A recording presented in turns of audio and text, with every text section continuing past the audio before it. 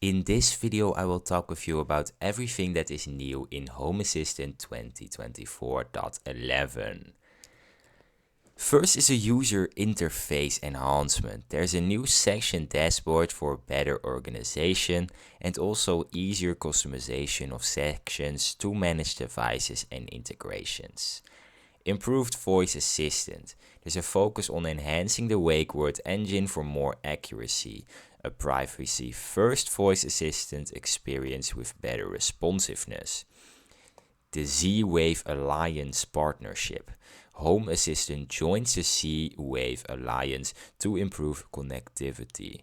Greater influence in the development of open standards for Z-Wave protocols. New integrations and device support. Increased compatibility with a wider range of devices and integrations. ZBT1 issue resolved with support for affected users. And that is it. Those are all the changes of Google Home 2024-11. Thank you for watching. Subscribe if you like this. And leave a comment if you have any feedback or anything you want to tell me. Thanks.